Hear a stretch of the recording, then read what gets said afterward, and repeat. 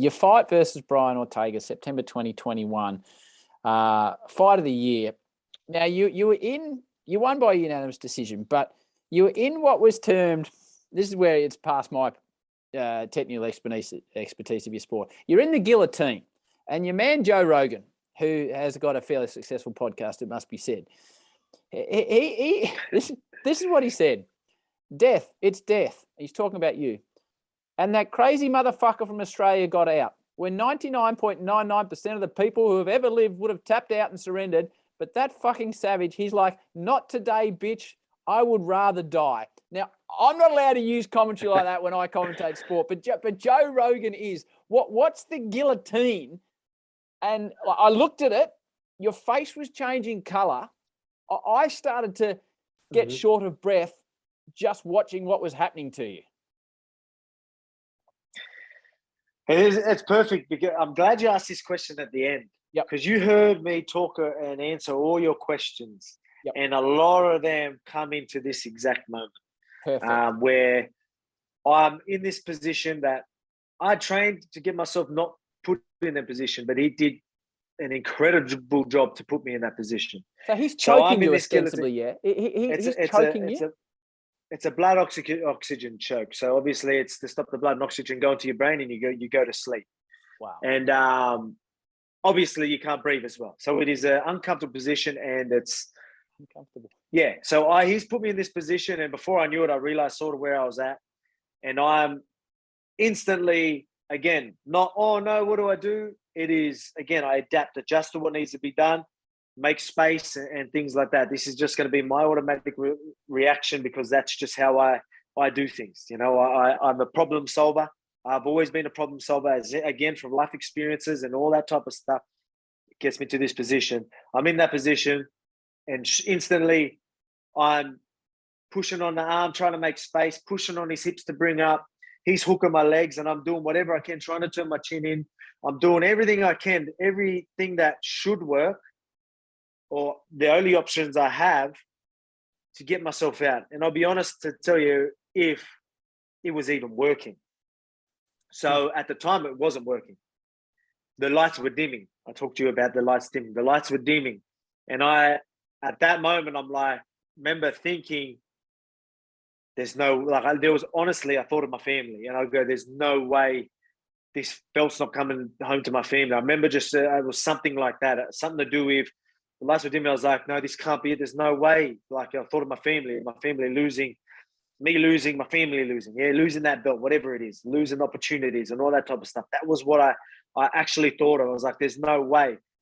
And me being stubborn and resilient and never give up attitude, even though what I was doing wasn't working, because again, I did that and the lights were still dimming.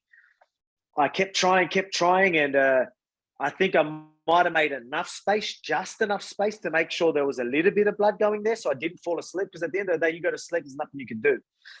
So the fact that I was being stubborn with it, I made just enough space, even though I couldn't breathe, I was very uncomfortable in that, but I made enough space for me not to go to sleep. So I'm doing it, and it's still not working.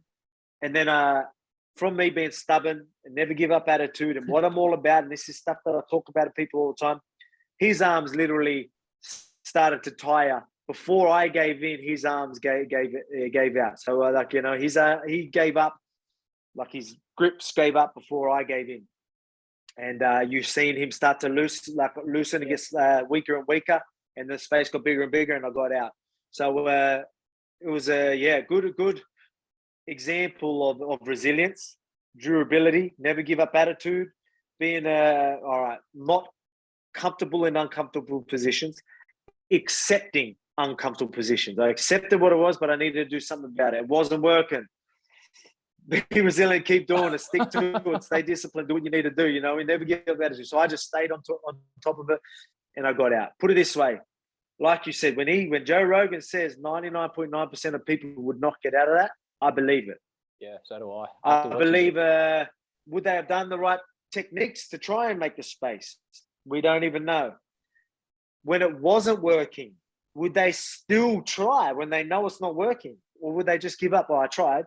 You know what I mean? And then will they have that enough resilience? Were they fit enough? Was their cardio held enough to even be able to hold their breath for that long or to be in that position. Especially not only that, as soon as that was unlocked, instantly, again, I was just in the worst position you could ever think of, ever dream of. It's a nightmare. As soon as his grips let go, I instantly told myself, because I felt his grips get weaker and weaker, that he was gassing and he was tired. I'm getting up and taking advantage of this. So I literally end up getting on top. He chased a couple more submissions, got on top, and then I just went ham on him. So instantly, my reaction after being in the worst position you could ever be in was, he's fucked. Let's get him.